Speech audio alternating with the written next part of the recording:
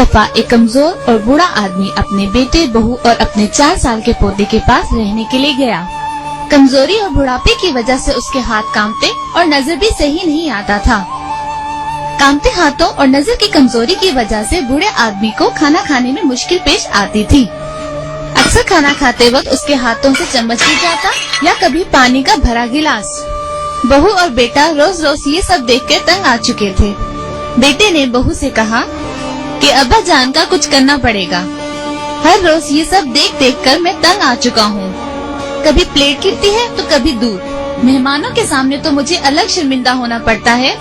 चुनाचा मियाँ बीवी ने इसी दिन बूढ़े आदमी के खाने की मेज अलग कर दी और खुद दूसरे कोने में एक अलग मेज पर बैठ गए।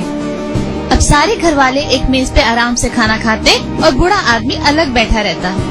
चूँकि बूढ़ा आदमी खाने के बर्तन तोड़ देता था, इसलिए उसके लिए एक लकड़ी का प्याला लाया गया ताकि तोड़ फोड़ से बचा जा सके। बूढ़े वालिद को अलग करके अब मियाँ बीवी खुश थे।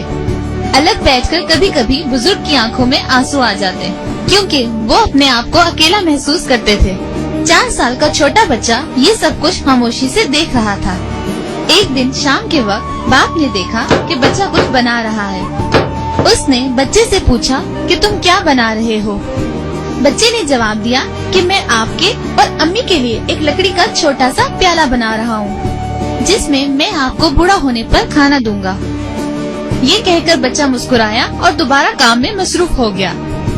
ये सुनकर वालिदैन खामोश हो गए और उनकी आंखों में आंसू आ गए और एक दूसरे को कुछ कहे बगैर देखने लगे कि हम अपने वालिद के साथ कैसा सलूक कर रहे हैं।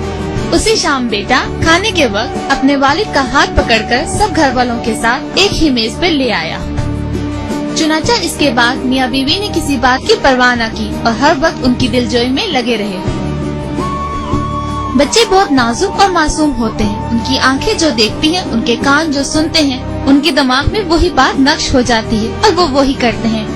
अब हम सबको ये देखना चाहिए कि हम अपने बच्चों को कैसा माहौल दे रहे हैं, क्योंकि उन्होंने इसी रवैये को अपने लिए अपनाना है।